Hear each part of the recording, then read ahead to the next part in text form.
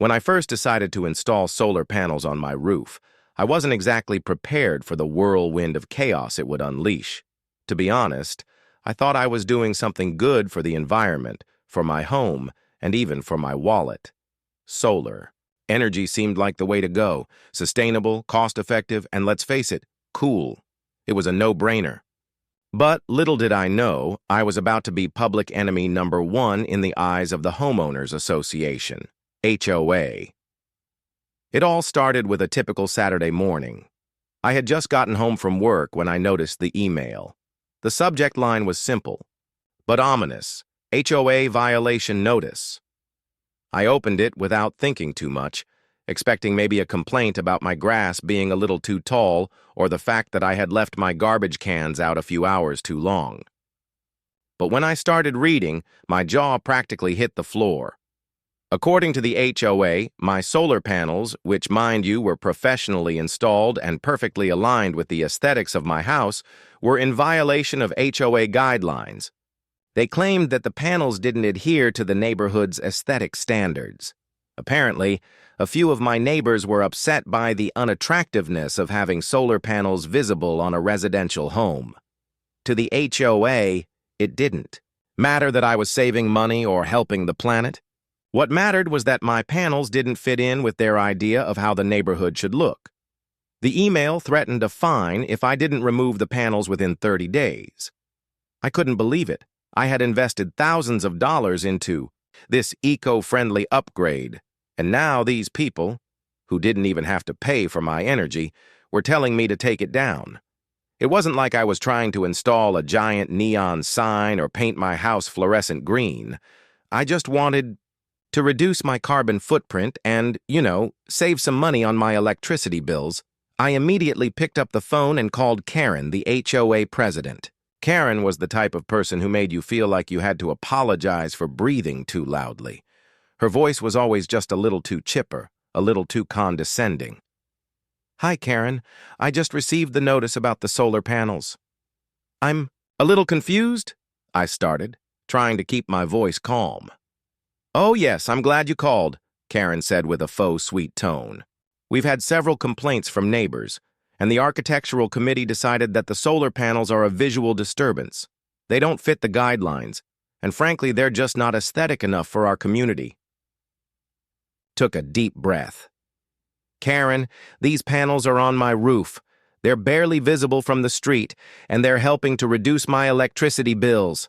I thought the HOA's job was to maintain the community's value, not micromanage what people can put on their roofs. Well, we have to consider the overall look of the neighborhood, and these panels just don't fit the aesthetic standards," she continued, completely ignoring my points. "I'm afraid you'll have to remove them, or we'll fine you. The committee has already approved the fine, and it's $500 for each month they remain up." I was floored. They were fining me for saving money and going green? I wasn't going to back down. I had done my homework, and I knew I was well within my rights. But I wasn't just going to remove the panels and let the HOA win. I had a plan. If they wanted to mess with me, I was going to make them regret it. "Karen," I said, my voice steady, "if the HOA thinks they can fine me for having solar panels, I think it's time we have a different conversation." She paused for a second, and I could almost hear the confusion in her voice. "What do you mean?"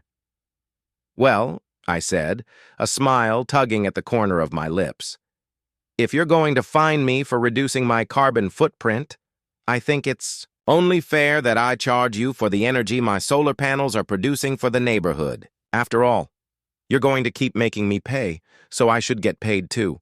I'm providing you with free energy, right?" Karen's response was almost comical. "What? You can't be serious." "Oh, I'm serious," I replied. "I'll make sure to send you an invoice every month for the electricity my panels are providing. After all, if you're going to charge me, it's only fair that I charge you back for the energy that's now being used by the HOA office and anyone else who happens to benefit from my system."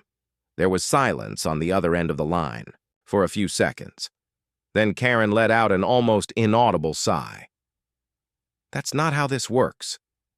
"Well," I said with a grin, "it's how it's going to work from now on. I'm not backing down. You're going to pay me every month for the energy I'm providing, or we'll see you in court." After the phone call with Karen, I felt a sense of empowerment I hadn't felt in years. It was like I was finally taking back control of my own home. The audacity of the HOA to fine me for doing something good for the environment was beyond infuriating, but instead of caving to their demands, I had found a way to turn the tables. Now, all I needed was the legal backing to make it official.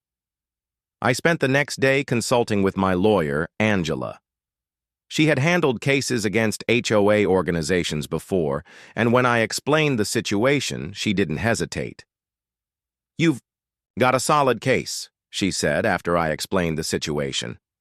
"The HOA's actions are unlawful. They cannot simply fine you for having solar panels unless they have specific, clearly stated rules regarding them in their bylaws. If they don't, they're overstepping their legal boundaries." We spent the afternoon drafting a formal letter to the HOA, letting them know that I wasn't just going to let this slide. I outlined the solar panel benefits, how they provided me with clean energy, saved money, and how the HOA's fine was an unwarranted attempt to control my property. And of course, I added a little twist. I was charging them for the energy my panels were providing. After all, if they were going to fine me for something that was a net positive, they should at least pay for the benefits they were receiving. I had Angela look over it. She smiled. "This is bold, but it's definitely legal. I think the HOA will take you seriously once they see this." The HOA's response. It didn't take long for the HOA to respond to my letter. I received their reply 2 days later, and it was exactly what I expected. A thinly veiled threat dressed up in legalese. The letter from Karen, the HOA president, was filled with bluffing and empty threats, trying to intimidate me into dropping the matter. They claimed that I was misinterpreting their guidelines and that they had every right to fine me for the panels. But what really caught my attention was the next line. It was a warning about legal action. They threatened to sue me for harassment if I continued to demand payments for the energy my solar panels were generating. They also accused me of misusing their resources, despite the fact that their office used energy just like every other building in the neighborhood. I sat back in my chair, reading the letter again, then let out a small chuckle. It was laughable. The HOA was literally accusing me of harassment for wanting to be compensated for providing them free electricity. I couldn't help but feel a little smug. "I guess we'll have to go to court then," I said to myself, shaking my head. But Angela had a different idea. "They want to fight you in court? Let's make them regret it." And that's exactly what we did. Taking it to court. The next week, Angela filed a counterclaim against the HOA, citing harassment, abuse of power, and illegal fines. We included all the evidence we had gathered, the emails from the HOA, my previous communications with them, and the formal letter they had sent. We also presented the fact that my solar panels were legal, my permits were in order, and that I was within my rights to have them. The real kicker was the electricity compensation. Angela argued that the HOA's failure to recognize the legal value of the energy I was providing to the community was in violation of the state's property rights laws. I wasn't just fighting for my solar panels, I was fighting for the basic principle of fairness. The idea that the HOA could dictate how I used my property and then fine me for it was simply unconstitutional. I'll admit, the first few weeks of the legal process were nerve-wracking. The HOA was pulling out all the stops, hiring one of the best real estate lawyers in town, and they were still insisting that I was in violation of their rules. But every time they threw a new legal argument my way, I just dug my heels in deeper. The public's reaction. But what the HOA didn't account for was the public. Word spread fast. I started receiving messages from neighbors, friends, and even complete strangers who had heard about my fight against the HOA. They admired the way I was standing up for my rights, and some even offered their support.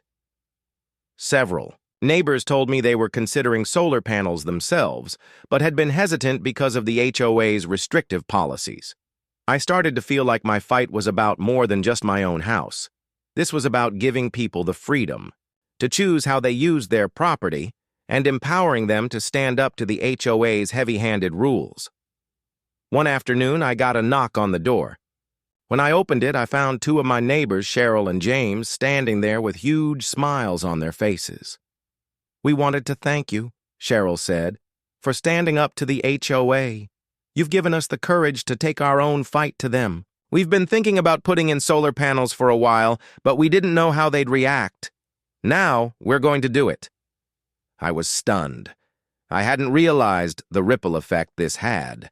It wasn't just about me anymore, it was about the whole community coming together to fight for something better.